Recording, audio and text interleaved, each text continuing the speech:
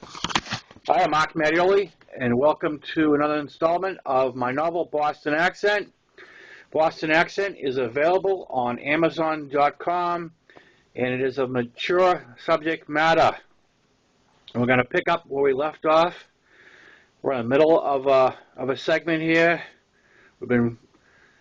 I've been reading some long ones, and because we're on time constraints here, and it sucks. Just have to stop in the middle of it, just like regular TV. Don't you hate that? But I got to do what I got to do. So we're going to pick up where we left off. If you read or viewed the previous segment, you'll know what's going on. If you didn't, well, just jump on board and give it your best shot. Okay. Roy finishes, gets back in, and we continue on to the next club called Nightmares. We get Nightmares no problem, but the band sucks. We get bored quickly and head out again. While we're driving along through another affluent neighborhood, Brett spots two pillars at the entrance of a driveway that are so long you can't see the house. Brett turns quickly into the drive and we head up to the house. The house is a replica of a mansion in Gone with the Wind. The long circular drive that loops up to the front entrance that is framed by tall white pillars. We drive up to the front entrance, get out, and start pissing while singing the Star-Spangled Banner in unison. I know, how patriotic. It's overwhelming. While still pissing and still singing, a window opens and a woman yells out, "I've called the police!" Brett spots a huge wreath on the front door made of plastic, runs up the stairs and grabs it. We all jump back in the car laughing. Brett tosses the wreath in the back seat, guns the engine, and we take off out of the driveway back towards the main road. Meanwhile, the wreath is like chum in a pool of sharks as several hands try to grab it and it gets pulled apart. "Hide the wreath," Brett yells, but pieces of it are everywhere in the form of plastic spruce boughs and plastic fruit. We begin to frantically try to stuff the pieces under the seats as Brett continues to race back to the main road. That's when we see the blue lights as two cruisers pull in and block our exit. Brett puts the car in park as the two cruisers blind us with their spotlights, and then one cop gets out and orders Brett to turn off the motor. Both cops then appear on either side of the car with flashlights in our face. The cop on Brett's driver's side asks him for his license and registration. Once Brett had produced his information, the cop walks to the back of the car and checks the plate. He then returns to Brett's window and says, "Where's the wreath?" Now, although we had all made some effort to hide the remains of the late wreath, there were still pieces scattered about the car. The most obvious piece was a plastic spruce bough sitting on Brett's left shoulder. As he looked at the cop very seriously and said, "What wreath?" The cop reached in the window and removed the piece of wreath from Brett's shoulder and held it up to him without saying a word. Brett looked at him puzzled and said, "What the heck is that?" The cop then tells us all to stay in the car as he walks back to the cruiser to run a check for wants and warrants on Brett. The other cop then walks over to Brett's window and says, "Where are you from?" pointing his flashlight in his face. Brett answers, "California." The cop just goes down the line asking all of us where we were from. Drew, sitting in the middle, says, "California." I was born in California, and I sense a theme here, so I say, "California." The cop then shifts his light to the back seat and asks Roy, "Where are you from?" And Roy says, "Well, it all started back in '57 with a copulation of 2 consenting adults. 9 months later, my mother's water broke, and we're off to the hospital. Am I going too fast for you?" The cop sighs, shakes his head, and yells, "Hey, Joe, we got a wise guy." The cop writing the check on Brett comes back to the car. Both cops reach in through the window of the two-door sedan and drag Roy out through the small opening. This pisses all of us off, and we all yell at once, "What are you doing with him?"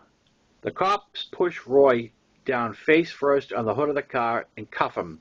Then they walk him to the first cruiser and place him in the back. Roy has not physically struggled, but he has not stopped talking since they first grabbed him. He's asking the same question we are. Am I arrested? What's the charge? The cop called Joe then walks back to Brett and says, follow us to the police station. Brett says, can I have my license and registration back? The cop says, you'll get them back at the police station. As the cop is walking away, Brett says, what if I get pulled over? The cop gives Brett this hard look and says, you want to join your friend in the back of the cruiser? Brett says, I'm good. We'll follow you. We arrive at the police station in the town of Wellington to find that Roy has been placed in a cell and will be held 4 hours in protective custody due to intoxication. While the 5 of us are standing at the front desk trying to get an exact time when Roy will be released, we hear a ruckus coming from out back where the holding cells are. And it sounds like someone is being beaten and is screaming. What the fuck is that? I yell. And everyone crowds the desk looking at the open door leading to the cells. One by one, all of us voice concern over Roy's welfare, and we look like we might vault the counter at any second. You have to understand that there are 5 of us, very buzzed and agitated, with an average age of 18, in the prime of our lives, in pretty good shape, and no stranger to a good fist fight. Between us and the cells is one cop, standing roughly 6'5", 250, and he's nervous enough to leave us alone to go back to the cells and investigate the yelling. As soon as he turns his back to walk through the door to the cells, I reach over the counter and grab a piece of the wreath evidence in the form of a plastic plum. I throw the plum as hard as I can at the back of the cop's head. The plum hits the top of the door jamb just as the cop passes underneath, and the cop never looks back. My friends all look at me and say, knock it off, they'll lock you up too. They're beating Roy, I snap back as I reach over the counter and grab the big cop's flashlight. I take the flashlight into the lobby entrance and I shove it down into one of those standing cigarette ash cans. I rejoin my friends at the counter just as the big cop returns and says, your friend is fine. That's not him yelling. The cop then looks around the desk for his flashlight, then at us, and spots it in the ashtray. He comes out from behind the counter and is glaring at all of us as he walks over to the ash can to get his flashlight. He shakes the ashes off and walks back to the counter. He is still glaring at us, and we back away, sure he will swing the flashlight at someone's head. Another cop comes out from the cell area and tells us Roy will be released at 4 a.m. 4 a.m.? What time is it now? I ask the cop. 12:15, the cop tells me. Shit, we missed the ball drop, Donnie says. The rest of us shake our heads as we leave out the front door.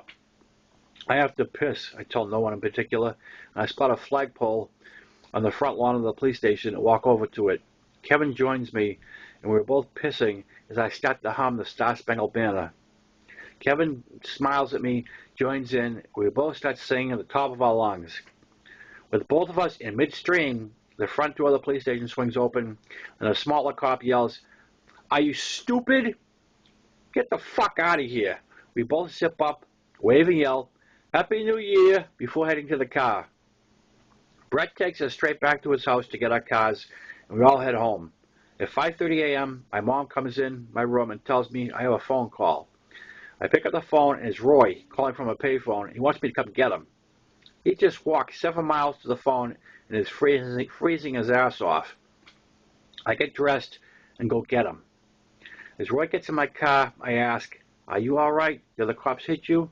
He says, nobody touched me, but my jaw is killing me. I say, that's strange, mine too.